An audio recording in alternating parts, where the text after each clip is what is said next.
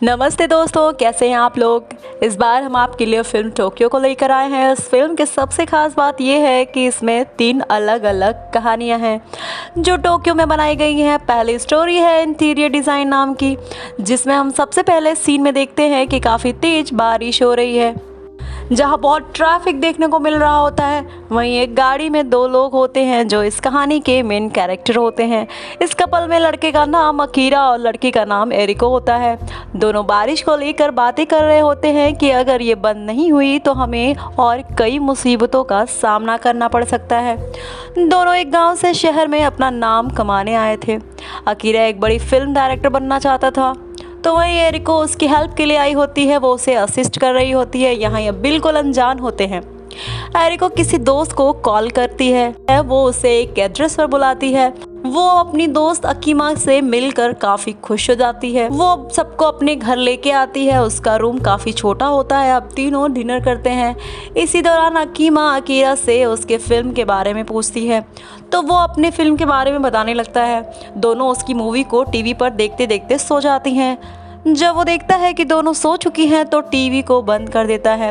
इसके बाद दोनों उठकर क्लैप करती हैं और वाह करते हुए उसकी फिल्म की तारीफ़ करने लगती हैं। दोनों कहती हैं कि मूवी काफ़ी अच्छी थी और सब अपनी अपनी जगह सोने चले जाते हैं। अब एरिका अपने दोस्त अकीरा से कहती है कि हमें जल्द ही कोई ठिकाना ढूंढना होगा, हम यहाँ ज़्यादा दिन नहीं रुक सकते। दोनों अब बाहर निकलते हैं और एक शॉप पर पहुँचते हैं, जहाँ उस दुकान पर लिखा होता है कि वो अगले 2 दिनों तक बंद रहेगी। वो अपनी कार को यहाँ पार्क करके अपने घर को ढूंढने के लिए निकल जाते हैं, जो उन्हें कम रेंट पर चाहिए था। लेकिन उन्हें उनकी बजट में कोई हाउस नहीं मिलता, क्योंकि अच्छे घर के लिए अच्छा बजट भी होना ज़रूरी था।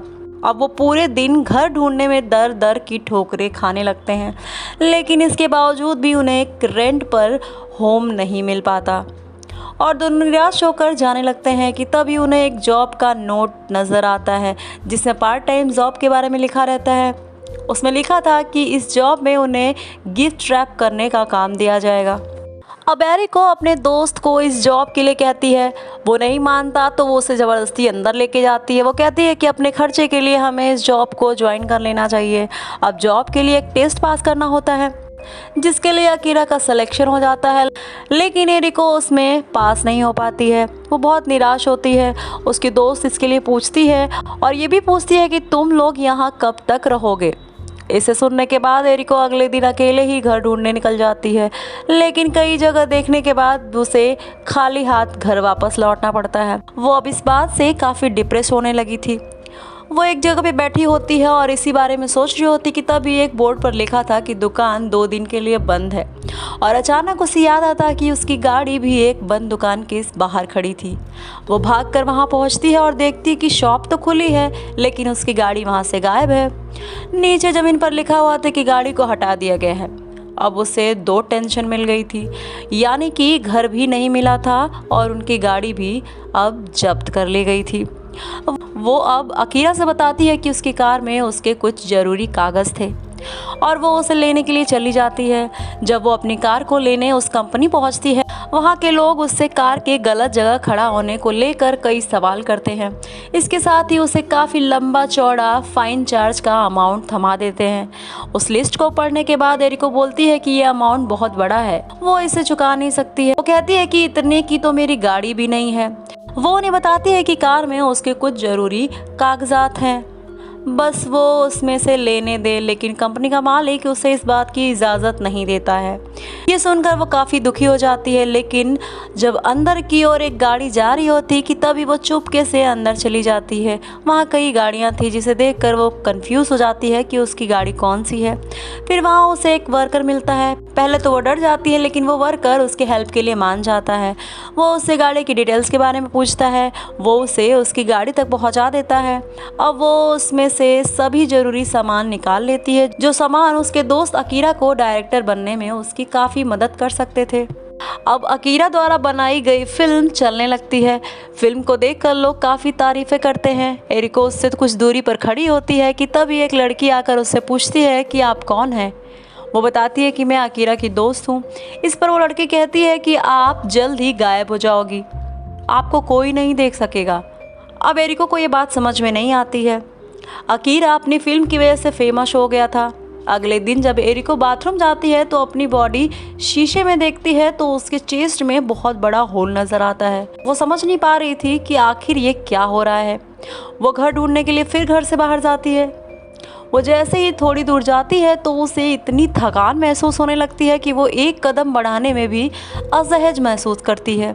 साथ ही उसे चक्कर भी आने लगा था। वो देखती है कि उसका एक पैर लकड़ी में बदल चुका था और धीरे धीरे उसके दोनों पैर लकड़ी के बन गए थे। उसकी पैंट उतर जाती है। वो अब आधी चेयर और आधी लड़की बन जाती है। जब वो कुर्सी की तरफ बनकर रास्ते में बैठी होती है कि तब एक आदमी उसे चेयर समझकर उसके कपड़े खींचने लगता है। खींचातानी में उसके कपड़े निकल जाते हैं और बिना कपड़ों की एरिको अब अपने छिपने की जगह ढूंढने लगती है। तो अब जब चाहे चेयर और अपनी मर्जी से अपने असली रूप में भी रह सकती थी। तभी वो एक जगह पर चेयर बन के बैठी होती है कि तभी एक म्यूजिशियन की नज़र उस पर पड़ती है। उससे वो चमचमाती हुई और अलग सी नज़र आती है तो वो उसे अपने घर लेके आता है और उसे बैठने के लिए यूज़ करने लगता है।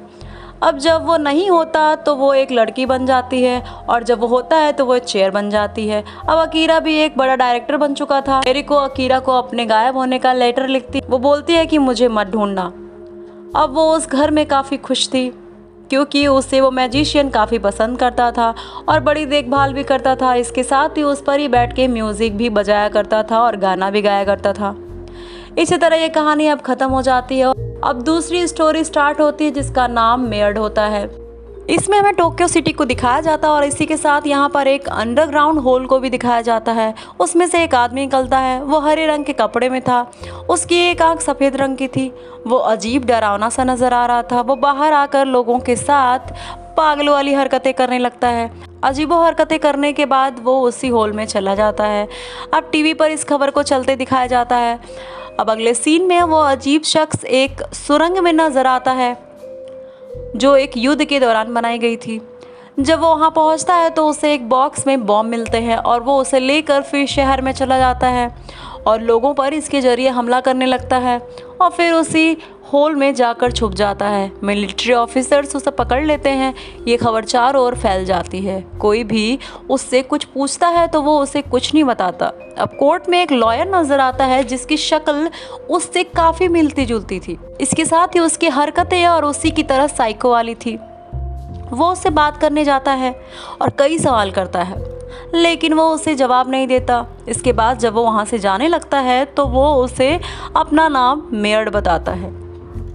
अब उस आरोपी को अदालत में ले जाया जाता है और मेयर्ड से कई सवाल किए जाते हैं। जब उससे पूछा जाता है कि वो सब इसने क्यों किया तो वो बताता है कि मुझे जापान के लोग बिल्कुल भी पसंद नहीं है, सो मैं उनको मारना चाहता हूँ। इसके बाद उसे फांसी की सज़ा करार दी जाती है। फांसी के पहले उससे जब विश पूछी जाती है तो वो कुछ पैसे और फूल की डिमांड करता है। इसके बाद उसे फांसी पर चढ़ा दिया जाता है। इस दौरान वो कुछ अजीब हरकतें और मंत्र बोलने लगता है जो सेम वो वकील भी करने लगा था जो उसकी तरह दिखता था। उसे मरता दिखाया जाता है लेकिन अब वो अपनी सफ़ेद आँख को पट्टी से हटाकर एक पाइपलाइन को देखता है और फिर वहाँ से गायब हो जाता है।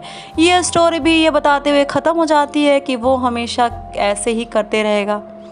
अब तीसरी और आखिरी कहानी का नाम है शेकिंग टोक्यो। इसकी स्टार्टिंग में एक हिकिकोमोरी नाम का शख्स दिखाया जाता है जो अपने रेस्टोरेंट में बैठा होता है। इस नाम का मतलब होता है कि ये लोग बाहर की दुनिया को पसंद नहीं करते हैं। ये लोग अपनी लाइफ सबसे अलग होकर गुजारते हैं। वो 10 साल से एक ही कमरे में बंद था। वो कभी कभार ही बाहर जाया करता था।